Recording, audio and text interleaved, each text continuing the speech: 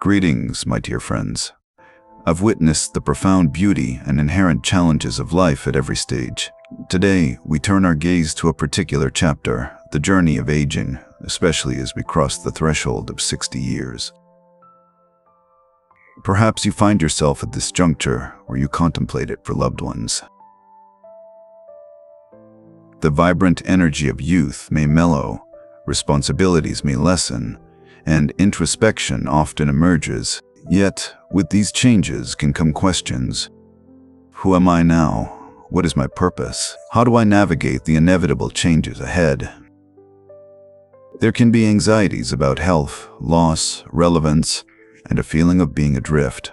But I tell you, with deep conviction, this period of life, far from being a decline, can be one of your most enriching and spiritually expansive chapters. It's a golden opportunity to cultivate profound peace, discover clarity, and unearth a deeper purpose. The timeless wisdom of Buddhism, a path walked for millennia, offers a luminous guide through this terrain. In the coming moments, we'll explore how the ancient teachings of the Buddha are practical tools for navigating aging in the modern world. We'll delve into impermanence, mindfulness, compassion, and the liberating power of letting go. My intention is not to offer quick fixes, but to illuminate a path that transforms anxiety into acceptance, confusion into clarity, and loss into profound self-discovery. So, settle in, take a deep breath, and let us embark on this journey of wisdom and tranquility. May this time bring you solace, insight, and renewed peace. Understanding impermanence and acceptance. My dear friends, let us begin with a fundamental and liberating truth in Buddhist philosophy, impermanence or anicca. Once deeply understood, it dissolves much suffering, especially as we witness the inevitable changes of aging. Consider the world around you. Seasons change, clouds drift, mountains slowly reshape. Nothing is static.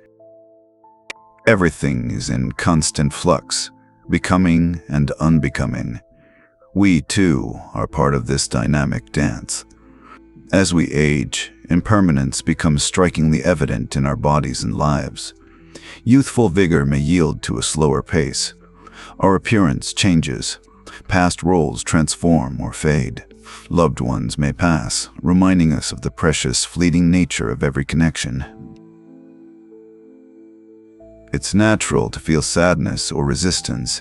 Our minds, desiring comfort, often cling to what was or what we wish would remain. But here lies the profound insight of anicca. Suffering arises not from change itself, but from our resistance to it, from clinging to the impermanent as if it were permanent. When we expect things to stay the same, demanding youthful bodies or unchanging relationships, we set ourselves up for disappointment. It's like holding water in a clenched fist. The tighter you grasp, the more it slips away. True peace and liberation come from opening the hand, allowing things to flow, embracing the natural rhythm of arising and passing. This isn't passivity, it's a deep understanding that everything is temporary, leading to profound freedom. We learn to appreciate each moment's beauty precisely because it's fleeting. We savor the sun, a grandchild's laughter, a familiar routine, knowing these too are impermanent and thus more precious. So, how do we apply this after 60? Notice bodily changes without judgment. Acknowledge shifts in routines. When a past memory arises, observe it, appreciate it, then gently let it go, returning to the present. This is not resignation, it's acceptance. Acceptance is an active choice to align with reality. It's saying, yes, this is how things are now, without needing them to be otherwise. When we accept impermanence, we free ourselves from struggling against life's tide. We direct energy not to resistance, but to cultivating inner peace, wisdom, and compassion. This acceptance allows us to adapt with grace, find new joys, and discover resilience. It's the first step to transforming aging anxieties into a profound journey of spiritual growth and tranquility. Cultivating mindfulness and presence. Having explored impermanence, let us now turn to mindfulness, or sati. Mindfulness is simply paying attention, on purpose, to the present moment, without judgment. It is the art of truly being here now. In our busy modern world, especially as we age, our minds can be restless. We dwell on past regrets or future anxieties. Health, finances, family. This constant mental time travel pulls us from the present, creating unease and a feeling of being out of sync. Mindfulness offers a gentle anchor. For those navigating later life, mindfulness offers immense benefits. Firstly, it reduces anxiety. Future projections often create unnecessary fear. By returning attention to the breath, sounds, or simple acts like drinking tea, we ground ourselves in the present, where we are often safe and well. How many moments of quiet joy do we miss because our minds are elsewhere? The sun's warmth, a meal's taste, birdsong. These treasures are always available if we are present enough to notice. As physical activities may limit, finding joy in these subtle, everyday experiences becomes vital.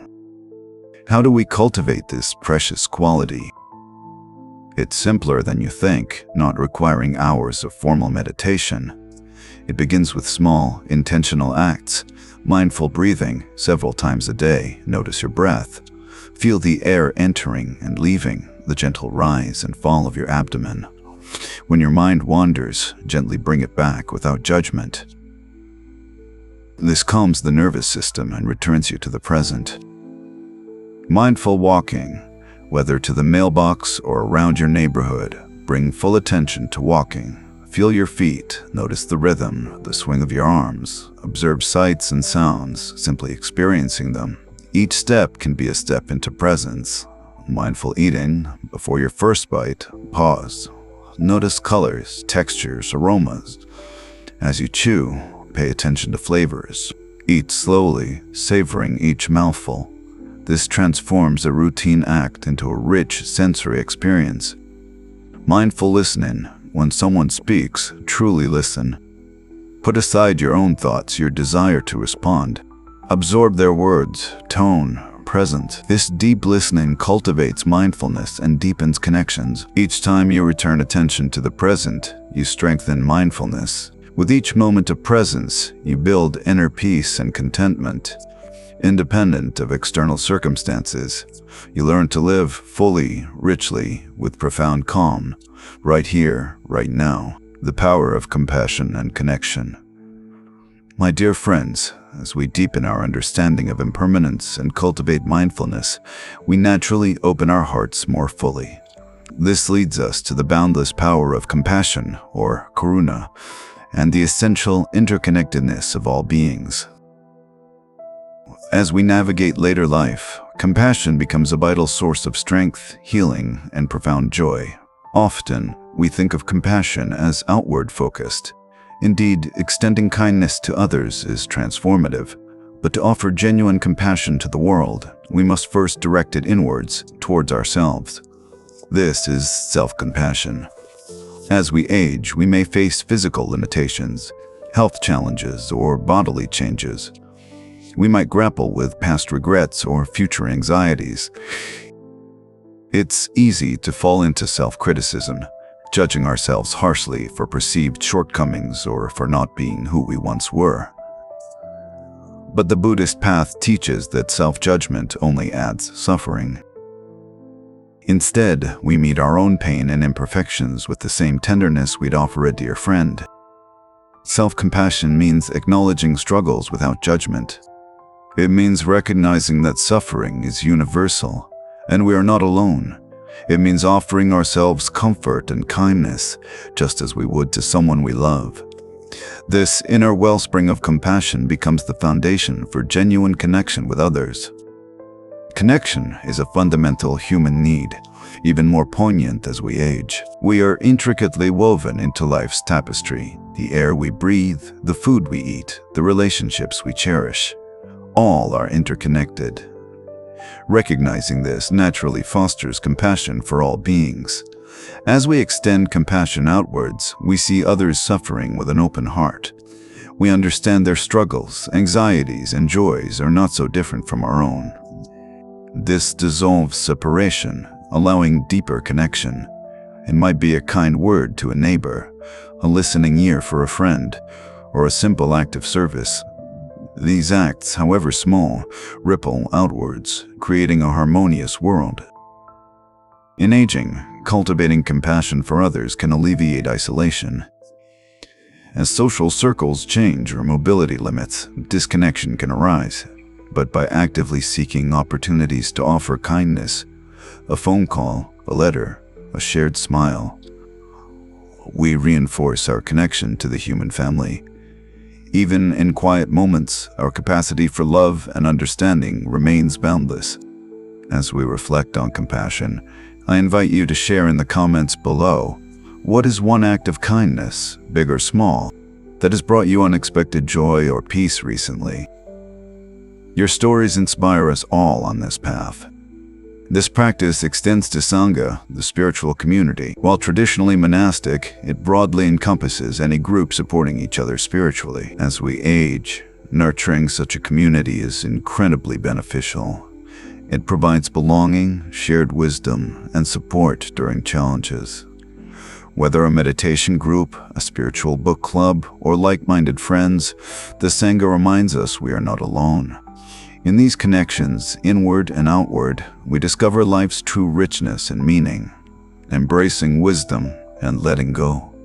My dear friends, as we journey further into Buddhist wisdom, we arrive at two interconnected practices potent for later years: cultivating wisdom, or panna, and the liberating art of letting go, or nirodha. These are not mere intellectual concepts, but profound ways of being that transform our relationship with ourselves, our past, and our future. Life, especially a life lived for 60 years or more, is a vast tapestry of experiences. Joys, sorrows, successes, failures, connection, solitude. Each event holds potential for learning. Wisdom in Buddhism isn't just accumulated facts, it's deep understanding from direct experience, seeing reality clearly, free from desires, aversions, and delusions. As we age, we gain unique perspective. Youthful urgency may subside, replaced by contemplation. We've witnessed cycles of change, seen patterns, learned from mistakes. This lived experience is fertile ground for wisdom. We understand the impermanent nature of worldly pursuits, the fleeting quality of external validation, and the enduring value of inner peace and connection. This wisdom helps us navigate challenges with equanimity, offer clearer guidance, and live with deeper purpose. Hand in hand with wisdom is letting go. This is challenging, yet liberating. We cling to so much: youth, abilities, achievements, opinions, even identities. We hold grievances, regrets, expectations. This clinging, this attachment, is a primary source of suffering. Okay? Letting go isn't apathy. It's recognizing that clinging to impermanent things causes pain.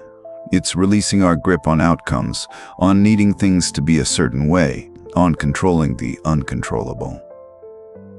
As we age, this is especially relevant.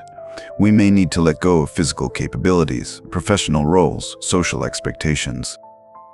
We may need to let go of who we once were and embrace who we are becoming. One profound aspect of letting go is non-attachment to self. We often build a rigid idea of who we are, personality, achievements, roles. But the Buddha taught that the self isn't fixed. It's a dynamic, evolving process. Clinging to a fixed self-concept limits growth. Letting go allows us to be fluid, open to new experiences, and accepting of life's natural transformations. Consider a river. It flows, constantly changing, yet we call it the same river. It doesn't cling to past water, nor resist future water. It simply flows.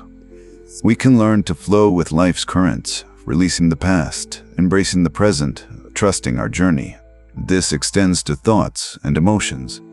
When difficult emotions arise, fear, sadness, anger, instead of suppressing or being overwhelmed, we observe them with detachment.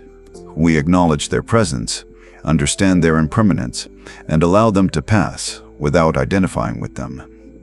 This creates inner spaciousness. a freedom not dependent on external circumstances. Embracing wisdom and letting go are twin practices empowering us to live with greater ease and grace. They shed past burdens, release future anxieties, and allow us to fully inhabit the present. In doing so, we discover profound liberation, an inner peace unshaken by life's inevitable changes. Finding purpose and meaning, my dear friends, as we cultivate mindfulness, embrace impermanence, and practice letting go, a natural question arises. What then is our purpose? What gives meaning to our lives, especially in these later reflective chapters? The Buddhist path offers a profound and deeply satisfying answer, one that transcends conventional notions of achievement. In our society, purpose is often equated with external accomplishments, career, financial success, family, impact. While valid, the Buddhist perspective invites us to look deeper, redefining purpose beyond the material and transient. True purpose isn't something we find outside, but something we cultivate within. As we age, external achievement pressures often lessen. This can be liberating, an opportunity to shed expectations and reconnect with what truly resonates. It's a time to ask, what brings genuine peace? What allows me to feel connected? How can I continue to grow and contribute, not for recognition, but for sheer joy? One powerful way to find renewed purpose is through contribution and legacy. This doesn't mean grand gestures. It can be sharing wisdom with younger generations, volunteering for a cause, or being a loving presence for family and friends. Every act of kindness, shared wisdom, gentle smile, creates ripples beyond our perception. Your presence, imbued with cultivated peace and wisdom, can be a profound gift. Consider a tree that has weathered storms. It stands tall, providing shade, shelter, sustenance, simply by being. Similarly, as we mature, our purpose can shift from striving to simply being present, compassionate, wise. From this authentic being, contributions naturally flow. Ultimately, the highest purpose, the most profound meaning, lies in cultivating inner peace and contentment. The Buddha taught that true happiness isn't found in external circumstances, but in liberating the mind from suffering. When we are at peace within ourselves, with clear minds and open hearts, we become a source of peace and clarity for others. This inner tranquility isn't passive. It's a vibrant wellspring from which good things emerge. So, as you navigate this beautiful chapter, redefine purpose on your own terms. Let it be guided by inner wisdom, compassion, and a desire to live in harmony with existence. Whether through quiet contemplation, meaningful connection, or service, may you discover a purpose that illuminates your path and brings profound meaning to every moment.